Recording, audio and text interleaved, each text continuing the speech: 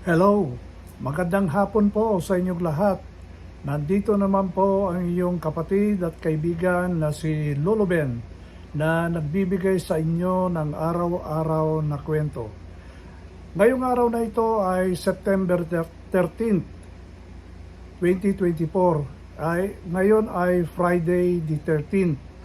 Pero ang una kong kwento ay noong September 11. September 11 ay birthday po yun nung dating presidente ng Pilipinas na si President Apo Ferdinand Edralin Marcos. Siyang presidente noong 1965 hanggang noong 1986. At alam nyo naman, noong siya ay nag-birthday noong September 11, supposed to be 107th birthday celebration niya. At siya po ay pinanganak sa Sarat, Ilocos Norte. At alam nyo naman, ako ay tubong Lawag City. Ang Lawag City po ay may distansyang 7 kilometers away from Sarat.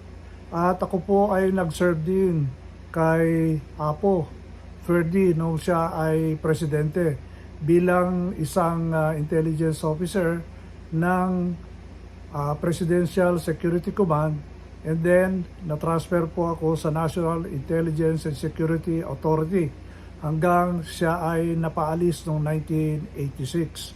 So yun po ang unang kaganapan itong nakalipas na araw, at yung buong pamilya ng ating presidente na si President Bongbong Marcos at ang kanyang asawa na si Atty.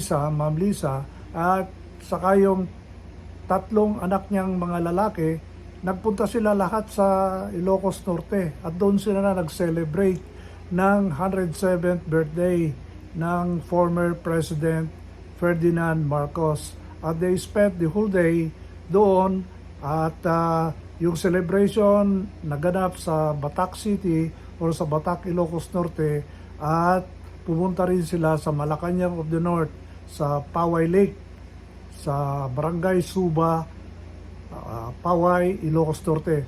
Alam niyo, nung assign ako dyan sa Ilocos Norte, palagi ako sa Suba Lake at or Paway Lake dahil dyan po ako nag-exercise, tumatakbo mula Lawag hanggang Suba.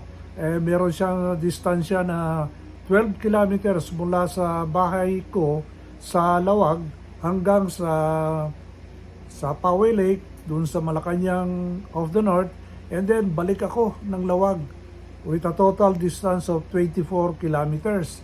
So tinatakbo ko yan nung 1980s, nung nandun ako, nakasign ako.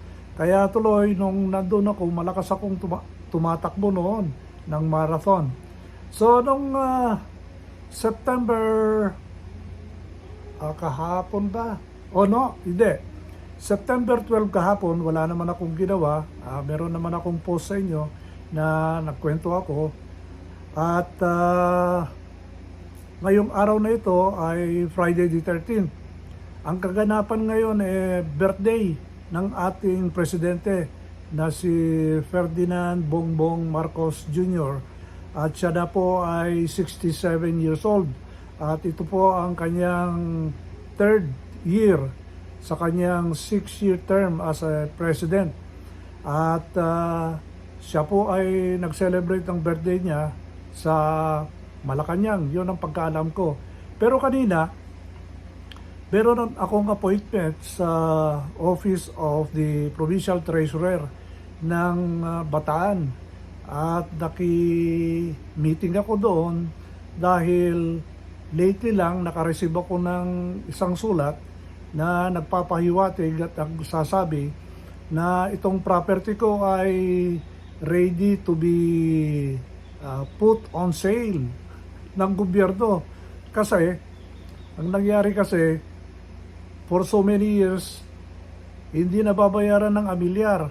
Kasi ang problema dito, meron kasing court case dito sa property na ito. At nagkaroon ng mga konting problema naman. So, nakaligtaan bayaran yung amilyar dito sa lugar ko. At ang masaklap dyan, ang mahirap dyan, wala kaming natatanggap na notice na galing sa office ng Provincial Treasurer or Office of the Municipal Treasurer para i-remind kami. Usually, ganun ang trabaho nila. At ang nangyari po, hindi umaabot sa amin ang notice. So, nakipag-appointment po ako sa Provincial Treasurer's Office at nabigyan naman ako ng chance para madinig ang aming side. So, nakipag-compromise ako doon at naayos naman ang problema at binigyan kami ng kaunting palugit para ma-settle down namin yung bank accounts ng itong property na ito. Balang araw din, ito ay isang legal matter na ito ay in favor sa akin dito sa lugar na ito.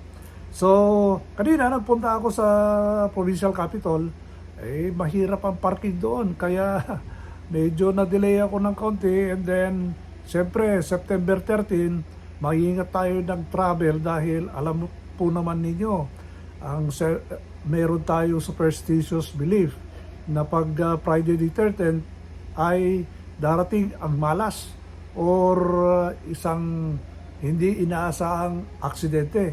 Kaya kung hindi lang sa kinakailangan malutas itong sitwasyon na ito, hindi sana ako magbibiyahe kasi iyon ang ugali natin, naniniwala tayo sa mga superstitious belief ng ating mga magulang, mga lolo, mga ninono na pag Friday the 13th, huwag tayong lalabas. Pero nagkataon naman na birthday ng ating Pangulo. At kanina nga sa Kapitolyo, nandun yung mga bisita at kinakantahan ng happy birthday ang presidente. At ito ay naka-live sa Facebook. So tuwang-tuwa ako doon dahil dinig na dinig ko yung mga sinasabi ng mga bisita doon. At ayun nga, mabuti naman, alam po ninyo ang nangyari. Nagulat ako, Friday the 13th, inabuted din ako ng malas. Alam niyo kung bakit? Nabawasan ng hangin yung aking sasakyan. Nagtaka ako bakit parang flat tire yung isang tire ng aking sasakyan. Sabi ko, malas yata ang Friday the 13th. Ngayon lang naman nangyari ito. Nagkaroon ako ng semi-flat ng aking wheels or itong tires ko. Sabi ko, bakit kaya? Ngayon napagdugtong ko itong Friday the 13th.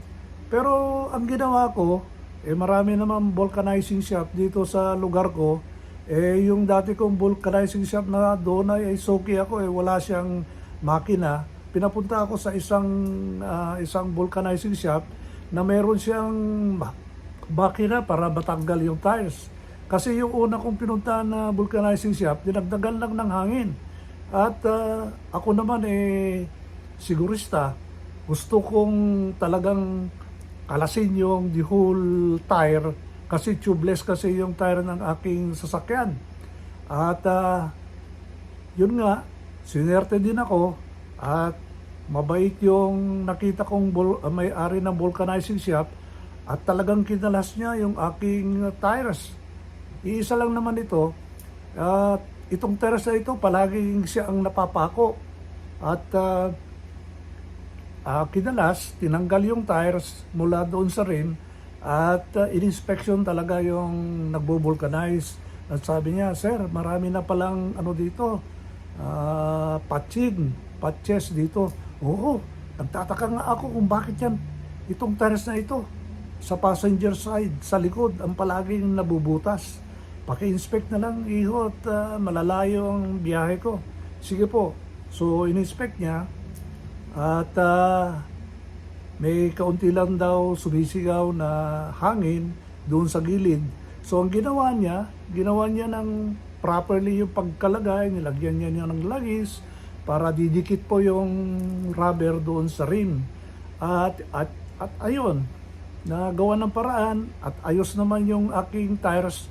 Wala namang pako, merong konti pero hindi naman tagos-tagos.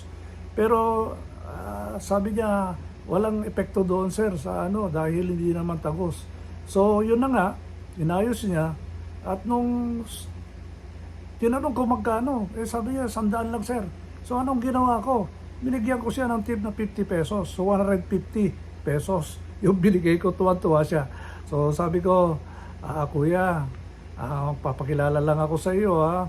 Dito na ako sa iyo, soaking muna ako. At malapit lang naman ang lugar ko dito.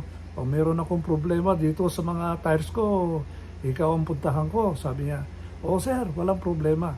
So yun lang po ang kwento ko ngayong araw na ito. Nakipag-interact tayo sa isang taong masipag na vulcanizer. Nakipag-interact ako sa isang opisyal ng gobyerno, yung provincial governor. At siyempre, hindi naman malas talaga ang Friday the 13th. Kung tutuusin mo, siderte pa nga ako dahil wala naman nangyari sa daan.